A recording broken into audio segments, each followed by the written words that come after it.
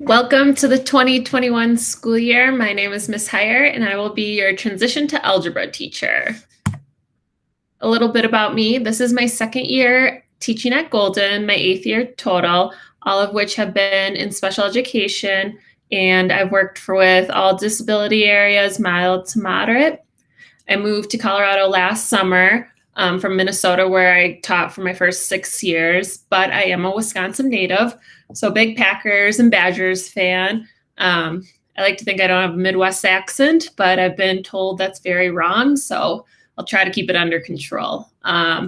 Something about me is I have a dog, Winnie, who I absolutely love. And fun fact is she has the longest dog breed name, which is Nova Scotia Ductoline Retriever. My educational philosophy is that I firmly believe that all students can learn regardless of their needs, regardless of what their IEPs say. I know students can make growth and progress, whatever that looks like for them. I also believe that social emotional learning and growth is just as important as academic learning and growth, and they go hand in hand together. Lastly, I always meet students where they're at while maintaining high expectations.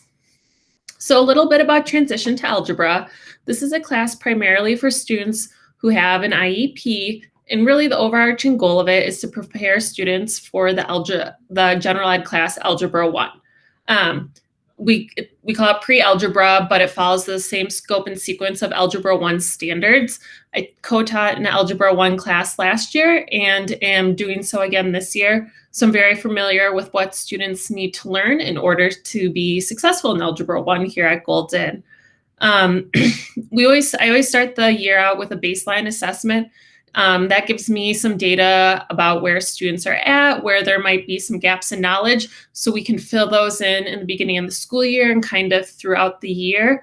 But we'll really work on pre-algebra and algebra throughout the whole year. And of course, focusing on students' IEP goals if they have those in math. If you're curious about placement in this class, we use map data from IEPs, along with input from the IEP team to make the determination if a student should be in this class. For grading, I grade quizzes, end of the unit assessments, and daily work. You will look a little different this year, but typically students don't have homework in this class. So when students are in class in person, they will have the direct instruction, explicit instruction, and during remote, they will have reinforcement assignments that reinforce those skills or pre-teach upcoming skills. We will use Google Classroom as our online platform. Materials, pretty simple, a pencil while in school.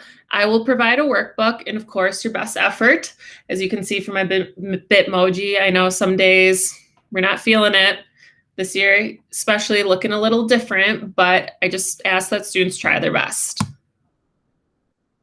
Every year, I like to create classroom expectations collaboratively with my students so they can have input in how the classroom runs and what it looks like. But just some overarching ones that I have for every student is just try your best. Making mistakes is important, part of learning. We all make them. I'll make them a ton of times throughout the school year. And I just ask that students be honest, own it, own mistakes, and move on from them. Respect people, property, and yourself. And then cell phones, my philosophy on cell phones is that they're not going anywhere. Students are going to have to learn how to manage having a cell phone with them in school, on the job. So we'll talk about that as a class, but if there are any issues with students and cell phones, I'll contact parents or guardians right away, and we can kind of determine how to move forward from there.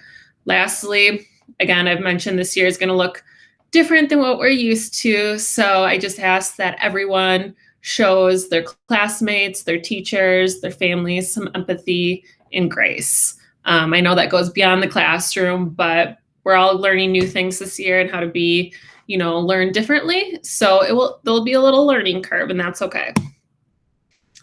All right, here is my contact info. If you have any questions, email is probably the fastest way to reach me. Google Voice is an app I have on my phone, so if you call or send me a message through that number, it goes to the app on my phone. It is not my cell phone number, and then my office phone, and that will probably be the the thing I've checked the least. I look forward to having you guys in class this year. Thanks.